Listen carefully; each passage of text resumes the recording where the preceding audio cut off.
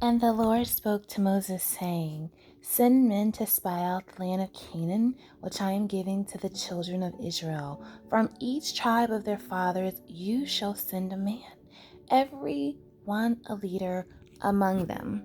And they returned from spying out the land after 40 days. Now they departed and came back to Moses and Aaron and all the congregation of the children of Israel in the wilderness of Paran and Kadesh. They brought back word to them and to all the congregation and showed them the fruit of the land. Then they told him and said, We went to the land where you sent us. It truly flows with milk and honey, and this is the fruit. Nevertheless, the people who dwell in the lands are strong. The cities are fortified and very large. Moreover, we saw the descendants of Anak there. The Amalekites dwell in the land of the south, the Hittites, the Jebusites, the Amorites dwell in the mountains, and the Canaanites dwell by the sea and among the banks of the Jordan. Then Caleb quieted the people before Moses and said, Let us go up at once and take possessions, for we are well able to overcome them. But the men who had gone up with him said, We are not able to go up against the people, for they are stronger than we. And they gave the children of Israel a bad report of the land which they had spied out, saying, The land and through which has gone as spies is the land that devours its inhabitants. And all the people we saw in it are men of great stature. There we saw giants. The descendants of Anak came from the giants, and we were like grasshoppers in our own sights. So we were in their sights. So all of the congregation lifted up their voices and cried, and all the people wept that night. So hello and welcome back to Grace.Filled. I'm so excited that you decided to join me with another video. I am always excited to share. So today I thought we'd talk about how do you see yourself? And this is Mental Health Awareness Month. And so I am going to really share a lot of good stuff. So you don't want to click off this video. This is one that is guaranteed to motivate, encourage, and inspire you. This one would probably be life-changing. I like how Lisa Turkhorst stated it in Healing What You Can't Forget. She said the human hearts are so prone to want to cover up things. We all have that place we run to when it's dark rather than risk what may come to the light. We want freedom, but are resistant to simply do what Yah says do. And we can see this in the text. And one of the reasons we can see it is because this is not some land that they heard about and they just thought it was amazing, so they decided on their own, let's go and take this land. No, this was land that was given to them. This was theirs, and they were afraid to take what belonged to them. It was theirs. It was not anyone else's. And so there's so much that has happened up until this point. You guys know we are studying about this as part of our homeschool curriculum, just the whole Old Testament in general. And so I want to go so far and share so much because the Most High has done so much for these whining, complaining people, us, right? All throughout this time. I mean, we see him do so many miracles, make so many ways, so much provision. I mean, we see so many acts really in this chapter, and some that I had never heard of before. So that's why you really got to open up your Bible and go deep, because there's more to it than just what someone talks about once a week. But because of what a few people said, look what happened. And because it's Mental Health Awareness Month, I want to take it deep and make that part a little personal. Because of what someone says, how has it impacted you? What has it kept you from in your life? What things would you have said, done? What places would you have gone had you not had people put up barriers, parameters, boxes for you? without them telling you and writing your story? How would your life look different? How would things be different if you did what you wanted to do and followed your dream in your heart and what you felt you should do instead of what people told you they think for you or what they thought that you should do? I heard a story recently of a guy, and he said, I wanted to go to college, but they told me, you're not smart like your brother, so you should go and apply for a job down at the sanitation place, and he's going to go to college. And this guy said, this came from people that he highly respected, so he listened to what they said. Wow. And I think back to my own life. When I graduated, I got a superlative, and it said most likely to go to American Idol. And at the time, I really wanted to go to American Idol, and I really did think I was going to try. And I thought at one point, maybe I'll do something, singing. I like to sing and love to sing, especially for the Lord. So maybe I'll do something like that. But there was always this voice that I heard, because growing up, I used to get told, you can't sing, you're fat, you're ugly, you're stupid, you're dumb, nobody likes you, nobody wants you, right? I know I'm getting real personal and vulnerable here, but I know vulnerability attracts people, and I'm not here really to play around and for people to like what I say. I'm really here to bring change. I'm really here to shine a light on darkness, because darkness has no hold over me in my life, and I want you to know that it has no hold on you in your life. And if we don't talk about and address these things and get it out, see, when things are out and open, where is the sting? And then you find that you're not like, oh, whoa, that happened to you, but rather you're in a place of, oh, me too, or I didn't know, or how can I help you? And so I think that it's important that we talk about things that we probably would not want to talk about, but it's very healing and therapeutic that we do. But most importantly, it brings Yah glory and it brings him honor, because the word testimony itself means to be able to do it again. And so if these are the things that he's done for me, if this is how he's healed me, if this is how he's delivered me, if these are the things that he's brought me over in my personal life, then there is hope for you that he can do the same for you. And that is the hope that I want to leave with you on today. So maybe like me, you've had negative things spoken over your life. You were already told who you were, what you could do, what you couldn't do before you even had a chance to experience anything. You were already told that things like this were not available to people like you, that, those things were not possible.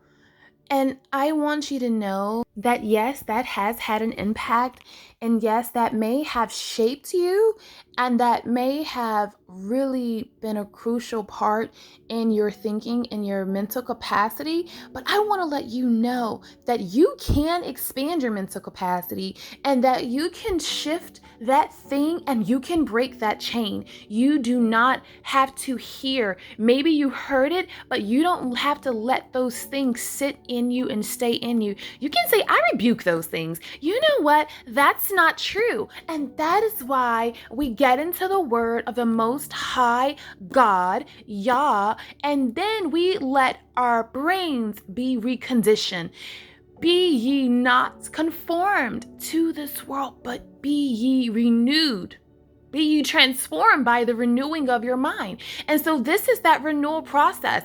Yeah, you said I'm fat, but my body is a temple of the Most High. I am fearfully and I am wonderfully made. Yeah, you said I'm ugly, but you know what? The Father said everything that he made is good, and I'm in everything, so that means I'm good too. I may not look the way you want me to look. I may not look like you, but I am fearfully and wonderfully made. You may say I'm stupid, but maybe I just process things differently from you. Maybe I process things in a way that you have not seen or understood, because there are various methods of learning, and there are various methods of learning styles. But here's the bigger thing. You ready for this? If I am in fact, though, so stupid, so dumb, so fat, so ugly, what's my environment? What is my home environment like? What is my life like?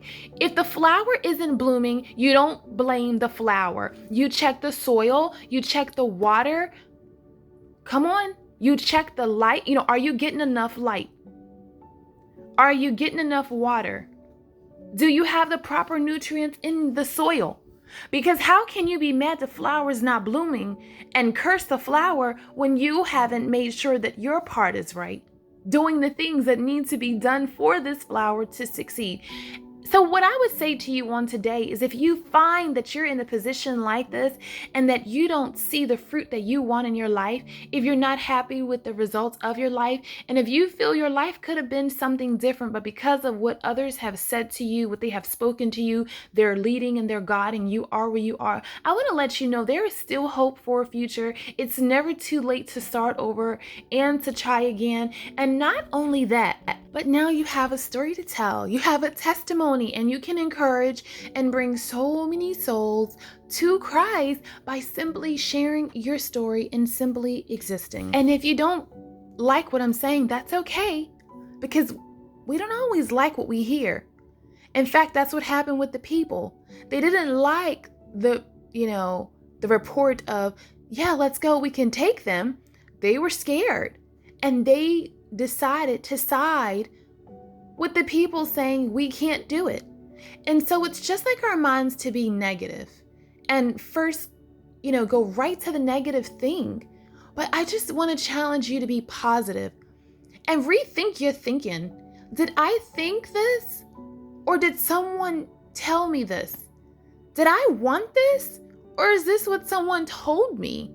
You really have to think about what you're thinking about, and not just think about what you're thinking about, but it's so important in this season that we are truly hearing the voice of Yah and getting into His word so that we can know what His will is for our lives. For I know the thoughts and plans that I have for you, and other people don't. And so now you understand why I say all the time that people don't know the plans that Yah has for you. But let's be really clear. No one goes through this and comes out untouched. And no one goes through this and comes out all the way on top without first doing some inner work. And that's something I want to talk to you quickly before I go. Decluttering isn't just stuff. It is not just the clothes and the things like that, but it's decluttering the brain and the heart the same way. It's decluttering the worry, the concerns, the expectations, the disappointments, the resentment. It's decluttering all the things that people have said, all the things that they have done, the way they made you feel, the way that you saw yourself. Decluttering all these things, cleaning out your heart, cleaning out the thoughts, and asking questions.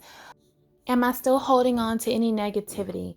Am I still holding on to any negative words spoken over my life, over my destiny, over my family? So what goals have I missed? What goals have you missed? And what commitments do you want to go back and recommit and strengthen? Is it your physical, maybe diet and exercise? Is it emotional? Is it your relationship with your family? Is it spiritual? Do you have books that you want to read when you have quiet time? Is it about how and when you'll study the Bible? Is it the ways you want to grow in your home, in your life? Is it just learning new verses where you just put a new verse on your refrigerator? It really comes down to maintaining the proper perspective, posture, and position. When you look at a soldier, you notice a soldier's stance and their position. You will always see their head up, their eyes are alert, they're aware of the surroundings, and they're in position. This is crucial in wartime, and it's very imperative that a soldier knows what his or her position is and where he or she should be at all times. And since we're fighting in the army of the Lord, that includes you and I. We want to make sure we keep the right perspective, the right posture. And so if we are so bombarded with our mental health, with all these things people said to us, things they didn't like, this criticism, all this hurt, all this pain, we don't have time and we don't have space for that, is what it comes down to.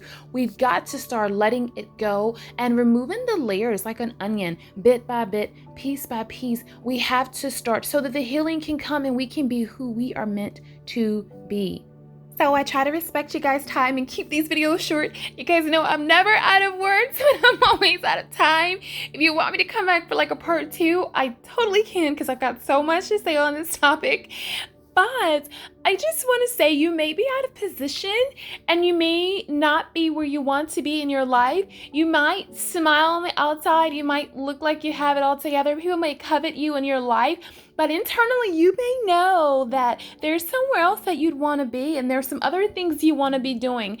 And I just want to challenge you with the question today of, how can you take steps today, right now, that you can be walking in your destiny and purpose and your calling, and be who the Most High made you to be, not walking in someone else's footprints and their footsteps and their destiny, if that is not the call and the will for your life, and if that doesn't bring you joy, and if you know that's not where you should be, in fact.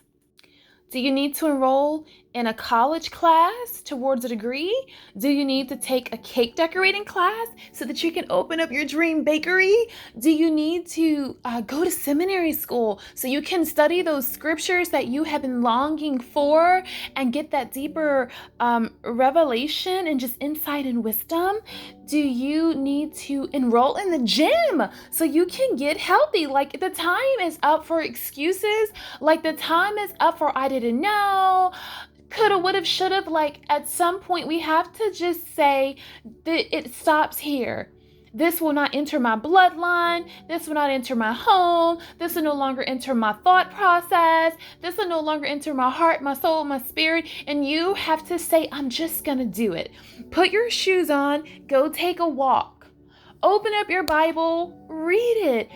Open up the scriptures and declare the words of the Lord over yourself and renew your mind. This may be what they say, but this is what the Most High says. And I trust in the words of Yah. So I hope this video was encouraging for you. I hope that it just reminded you that it's never too late to try again.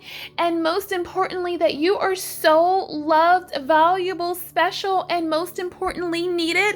So don't let the negativity of others get into you and ruin you. You have destiny and purpose over your life. I love you, and so does Yah. So until the next video, bless.